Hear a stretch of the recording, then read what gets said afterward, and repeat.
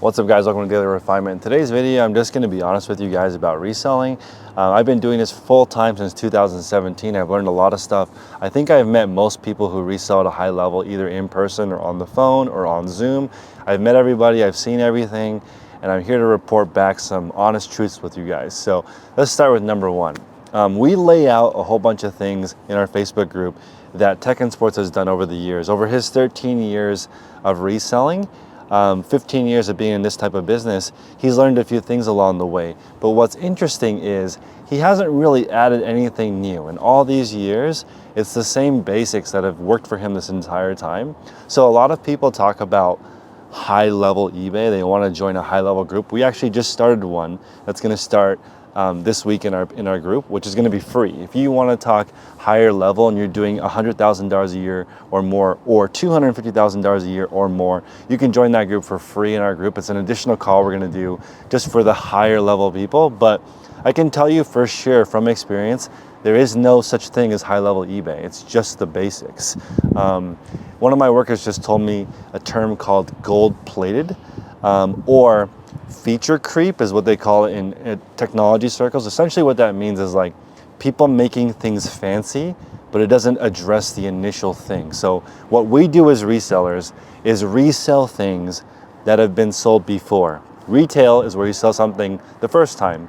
Resale means it's already been sold. Maybe somebody didn't open it, so it's brand new in box at Goodwill. Maybe somebody used it for 20 years and left it in their closet for another 50 years, and you're finding a 70-year-old item at Salvation Army to flip.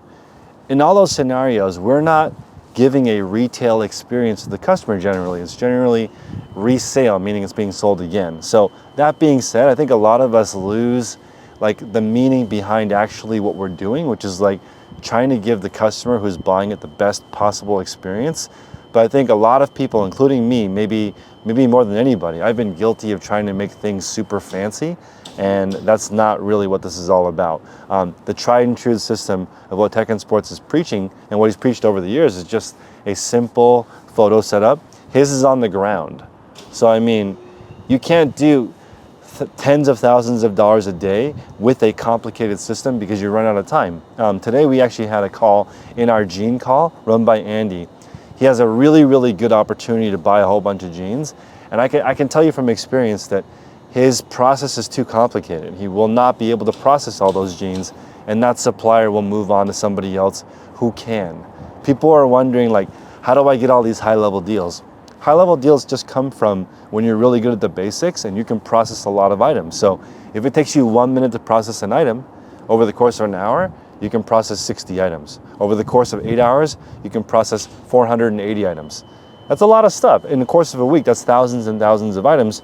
People with thousands and thousands of items want to work with you because you can actually move the stuff, right? So I think a lot of people get lost in trying to make it fancy. Like if you have a triple camera setup, so one camera that's on a tripod with the item, you know, from a distance, 2 close-up cameras that are hung by these fancy wires, that's slower than somebody with the camera or a phone walking up to the item, right? If you use a phone versus a camera, that's gonna be slower.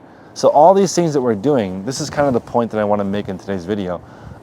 Again, please smash the like button, consider subscribing. I hope this is useful to you guys, but like, it occurred to me yesterday that all the things that I have been doing might actually be subtracting from where I'm trying to get to. So as an example, I always thought like more action's better, more items, more listing. That's not necessarily true if the stuff you're putting into the store is garbage. If you have a model that works, right? You find an iPhone for $200 and sell it for $400.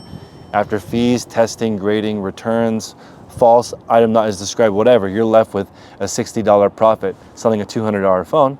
You have a model that works, and you keep buying $200 phones that are worth $400 and doing the cycle over and over again, that works. But if you mix in a whole bunch of other stuff, it definitely doesn't work, and it can actually hurt you. So if you have a $200 phone, you're listing for $400 and selling it, and you add in, we joke in the group, a sombrero or Nancy's ashtray or a nativity set that you found in January that was $2 but worth $200, you're messing up the algorithm for everything. And I think ultimately that ends up with a really, really bad store and eBay doesn't no longer trust you and doesn't give you the normal traffic of somebody who's just doing it the right way. Okay, so this question comes up every single day in the Facebook group. I bought a whole bunch of stuff that I thought was interesting. It's not really related to my main thing that I do. Can I add it on top of my regular listing goal, and is it a problem? So let's say I list 10 shoes a day, but I also want to just sell 5 pieces of clothing that I find. Is it okay? And I used to say, yeah, it is okay. Why not? You know, just do some extra credit. Do your listing goal and then do your extra credit after. But now I don't think you should do that. I actually think that the time that you spend on the extraneous stuff that's interesting or cool or fun is actually making your regular listing goal more difficult to hit. So this is gonna sound really crazy, but it's pretty difficult to be consistent if every single day is different. Every single day is different. Imagine like every single day you have to prepare a different meal, you have to live in a different house, you have to drive a different car, you have a different partner, you have a different business. That would be really difficult to stay consistent if one day you're a plumber and the next day you're a dentist. That's like really confusing. So why is it so hard to just do the same thing over and over again? Is for me personally, reducing the number of things that I do has greatly set me free. I actually still think I'm doing too much stuff. I have a YouTube channel, as you guys know. I have an editor that helps me make videos.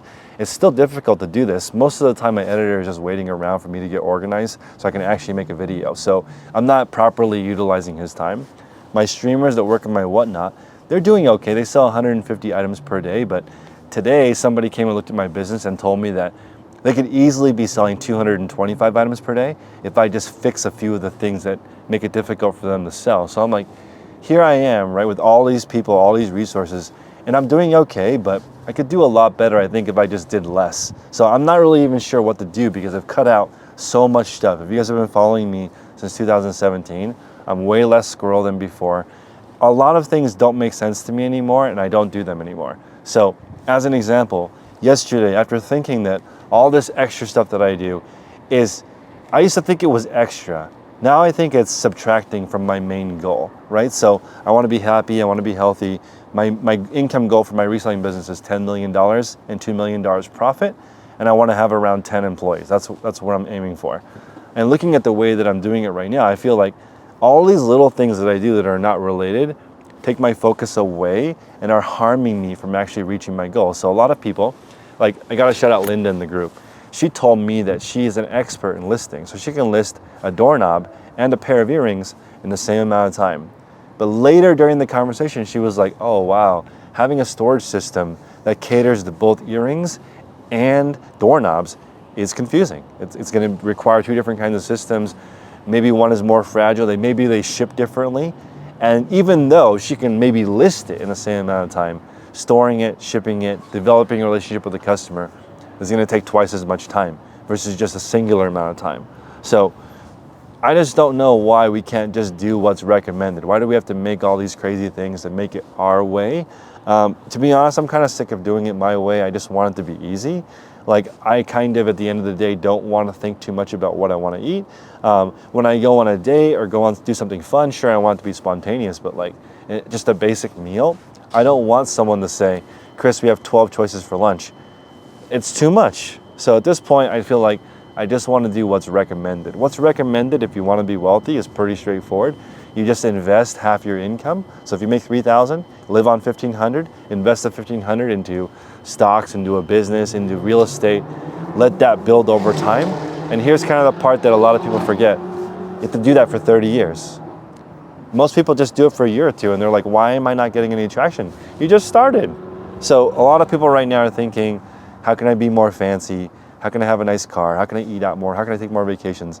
And I don't think that that's really realistic in the beginning. I've been doing this for a while and I feel like I still can't really afford anything because there's so many expenses and so much pressure from running a bigger business that's beyond just you. And when I was just by myself doing it, a lot less pressure, you can do whatever you want, but you're not earning enough money to really become wealthy. You need some leverage, you need some help to really get to that next level where you can actually take some time off or reinvest that money into something that makes it more money a little bit more passively. But just from doing this, I don't know why everybody is so obsessed with doing it my way, your way. This is how I like to do it versus what works really well, which is just a simple process. The more complicated you make it, the more difficult it is to reach your goals, the more difficult it is to explain what you do, the less people take you seriously. So it's like, at this point in my life, I'm almost 40 years old at this point. Like, I have got another baby on the way. I'm trying to simplify things so that it actually makes sense. I want to be way more planned. Flying by the seat of my pants has been interesting the first 38 years of my life, but it'd be interesting to like, instead of flying by the seat of my pants, sitting down and just looking at what works and just doing what works. And then here's the crazy secret, not doing anything else. Like, I've been consistently going to the gym now for 2 months, and I've been working with a trainer. It's been going really well. The momentum is built, right? And I guess I don't want to be fancy anymore. It's working. Maybe I'll just do that forever. Like, I'm waking up right now. It's taking me about 7 to 12 minutes to get out of bed. I would like to improve that, but once I'm out of bed, I think the day pretty much goes as planned, and I just want to have everything go as planned. I know there's a lot of stuff that happens that you can't control, sure, but whatever I can control, I want the day to actually happen like that. And hopefully this is useful, guys, because if you're trying to be an entrepreneur, a lot of stuff is unexpected. So I feel like you need to do way more planning, because when things come up, you just gotta deal with it. Like, I'm trying to make this business big enough to support other people, support me, support my family, support my, my future, support my kids' future.